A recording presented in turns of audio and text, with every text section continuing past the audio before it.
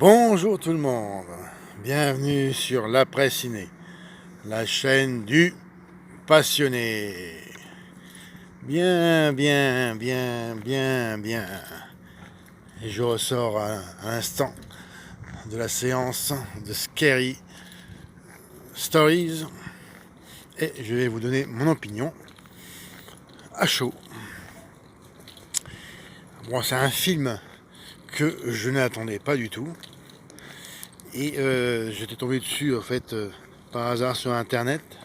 J'ai dit tiens, un film qui m'a l'air d'être intéressant en plein cœur de l'été. Et bon, la dernière fois que j'étais allé voir un film d'horreur, c'est plutôt un film de survie en milieu aquatique, c'était Crawl. Et bon, j'avais assez bien aimé, et en y repensant après, j'avais été un peu déçu. Et là, eh bien, j'ai assez bien aimé ce film produit par Del Toro. Bon, c'est moyen, je dirais, un film moyen, entre moyen et bon. J'ai quand même passé un bon moment, un bon divertissement dans une salle obscure et fraîche, en cette période de chaleur. Et oui, c'est une assez bonne surprise. J'ai été sensible tout de suite en fait à l'ambiance, l'atmosphère du film. J'en avais déjà parlé dans les critiques de films, notamment d'horreur. Si vous n'avez pas une ambiance qui vous pose dès le départ, qui vous donne le ton du film, avec une photographie du film soignée, vraiment, je dirais même péchue, et ben bon, ça vous donne forcément un mauvais film. Et là, eh bien, dès le départ, on est vraiment capté par ce scénario qui est quand même intéressant. Bon, c'est un film qui s'adresse quand même plus à un public adolescent, entre adolescent et âge adulte. Mais bon, j'étais vraiment curieux de voir de quoi ça parlait. Alors, je me suis dépassé. Ouais, c'est une assez bonne surprise. Comme je le disais, l'histoire est intéressante. Il n'y a quasiment pas de temps mort. Bon, peut-être un petit ralentissement par-ci par-là, mais finalement il ne casse pas le rythme du film. Et c'est le principal. Le jeu des acteurs-actrices. Alors je connaissais aucune actrice jusqu'à présent, et eh bien ils s'en sortent tous bien. J'ai une préférence pour le personnage de la jeune fille à lunettes. Je crois que c'est Chloé ou Zoé. Ouais, j'étais plus sensible en fait à ce personnage-là, parce que les autres, bon, ben, je ne me suis pas forcément attaché à leur caractère. Bon, je vais essayer de m'asseoir sans me casser la gueule. C'est mal parti. Et après, je ne pourrai plus me relever. Allons voir. Ouais, je vais pas pouvoir me relever là. Comme je suis souffrant d'une petite sciatique, je ne prends pas le risque. Alors, ben, je vais continuer à vous parler en marchant. Et j'ai aussi été, moi je me suis aussi, enfin, même s'il a un rôle secondaire, je me suis attaché au rôle du père de la jeune actrice. Moi je crois que c'est Zoé. Voilà, j'ai trouvé ces deux-là attachants. Et les autres, plus ou moins. Je pense aussi qu'il y a peut-être une erreur de casting concernant le personnage du jeune homme qui fait le Mexicain. Et il a plus l'apparence d'un Indien ou Pakistanais. Voilà, la première fois que je l'ai vu, j'ai dit oula, il ressemble vraiment pas à un Mexicain. Hein. Et en fait non, il est bien d'origine latinoise. Hein. Cet acteur-là, c'est pas un Pakistanais ni un Indien, pardon. Et à part le reste, bon ben, oui non, ils jouent quand même tous bien leur rôle. Le doublage français, il est bon, il correspond, je pense, bien aux différents personnages. Et la photographie d'un film, donc là je reviens là-dessus, qui est très important, vraiment c'est du super beau travail, et notamment tout ce qui concerne la reconstitution d'époque. Donc ça se passe pendant la guerre du Vietnam en 1968.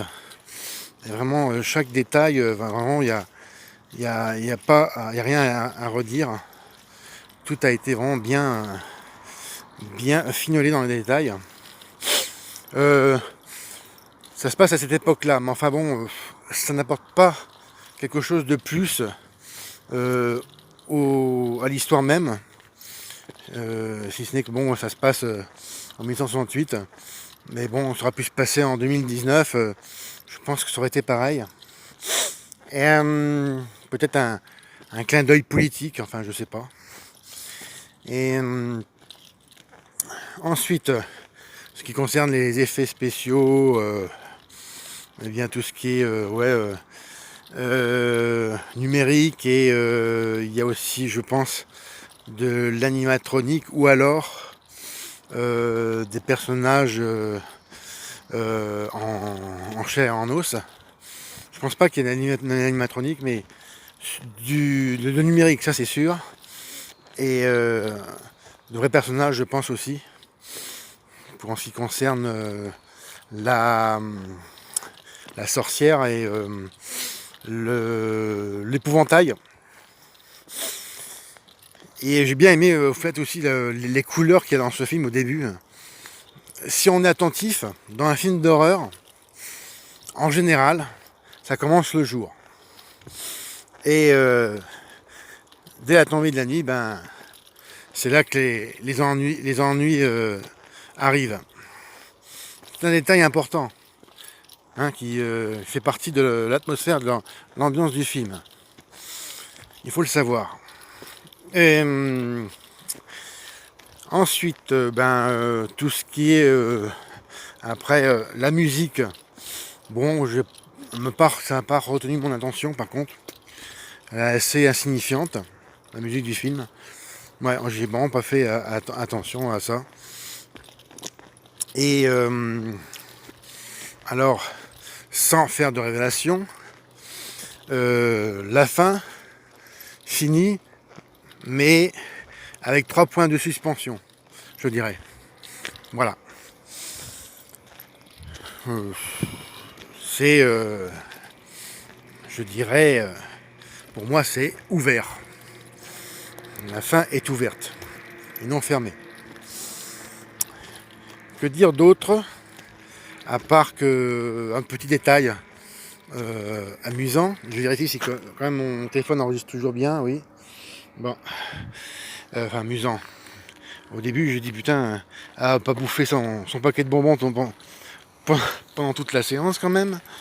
Il y a une grosse fille à lunettes à côté de moi là. Et parce qu'en fait au début j'étais au fond de la salle et puis j'ai changé parce que je préférais être un peu plus près de l'écran. Et bon, il y a une grosse fille en train de bouffer son paquet de bonbons là avec sa copine. Puis ça forcément quoi. Ça faisait du bruit de plastique quand elle piochait dedans. J'ai dit putain, elle va le finir son putain de paquet, oui ou merde. Je vais les faire bouffer moi, c'est pas possible. Et après bon ben elle s'est calmée. Et je sais pas pourquoi. Peut-être une bonne demi-heure ou peut-être même un peu plus. Voilà, je crois qu'elle avait fini son paquet de bonbons. Ben, oh bah merde.